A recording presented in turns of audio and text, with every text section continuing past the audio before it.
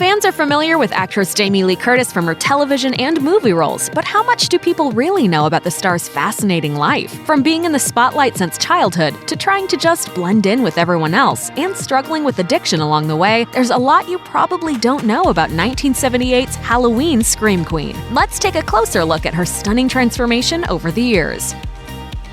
Uninvolved father.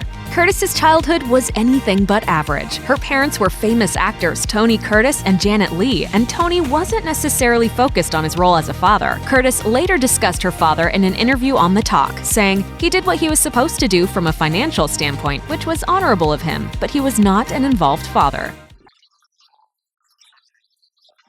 Still, the actress has made it clear that she understood his role in her life, and she was not upset about it. Well, I'm close to both my parents. Yeah. We both, I have a nice relationship with everybody in my family, thank goodness. And I work at it. We all work at relationships. Spotlight struggles. Growing up with famous parents makes it near impossible to have a normal childhood. And while her mother tried her best to keep her daughter happy, Curtis struggled with the fame. She told Rolling Stone, "You're a child, trying to develop an identity and a sense of self-worth. And all this Hollywood stuff plagues you and makes you kind of wonder who you are. Then you're 12 through 18 and you're developing sexually and emotionally, and it's hard." High school wallflower. With so much attention on her, Curtis made it her mission to have the least number of eyes on her as possible. High school was particularly tough. She told Rolling Stone, "It was f***ing killer." That was one of the most interminably long things ever. From 9th grade to 12th grade was like a joke how long that was. Curtis spent time at 3 different high schools, and she would take note of the wardrobe trends at each school with a specific goal in mind. She shared, "I didn't want to be an individual. I just wanted to fit in and be normal. So if another girl was wearing her hair up in a ponytail, the next day I'd do that. I said I liked whatever kind of music they liked. It was a nightmare. I've never been so depressed." Easy to pretend. Following in her parents' footsteps, the future star took something that had been a negative in her life and turned it into a strength. She told Rolling Stone, "I think the fact that I had very low self-confidence growing up and in high school made me a good actress. It was easy for me to be a preppy with preppy kids and a hippie with hippie kids." Pretending to be somebody else has never been difficult for me. This came in handy for 19-year-old Curtis when she landed the lead role in a small slasher film called Halloween. The movie ended up being a huge success and gave Curtis a feeling of confidence she hadn't experienced before. She shared, "I was finally able to say, 'That's mine. I did that. That's all me.'" Cosmetic work.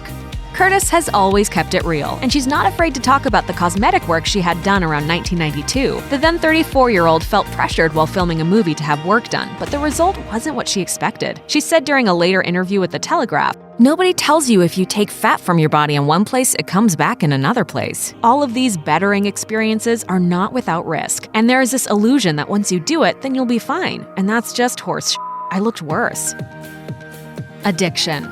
Even though Curtis gained confidence through her acting, she struggled with addiction through the years. In 2016, after being clean for more than 17 years, she opened up in an editorial for Huffington Post about her own experience becoming hooked on the prescription medication she had received after a medical procedure. She wrote, "I too waited anxiously for a prescription to be filled for the opiate I was secretly addicted to. I too took too many at once. I too sought to kill emotional and physical pain with painkillers." In the late 1990s, 40-something Curtis decided to stop taking the medication and went clean.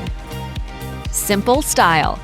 While Curtis doesn't use style to try to fit in anymore, she also isn't looking to stand out. She's keeping it simple, buying a few black dresses each year. She summed up her style during an interview with AARP, sharing, "I've etched out who I am through myriad haircut attempts, outfit attempts, beauty attempts, diet attempts. It's been an evolution. I've let my hair go gray. I wear only black and white." See, this works for you. If I put that on, you'd look at me and go, "Okay, nice try, Jamie." Lifestyle change. According to AARP, in 2000, Curtis read a tabloid article that listed her weight as 161 pounds. She didn't believe it, but when she went home to confirm for herself, her scale actually read 161. From that point, the 42-year-old dedicated her time to being healthy and feeling good. She shared, "Now I get up at 5 o'clock in the morning every day, filled with energy. I play tennis 3 times a week and I do yoga. I'm never going to be an athlete. I'm not that person. But I walk with girlfriends and walking is incredibly good for you."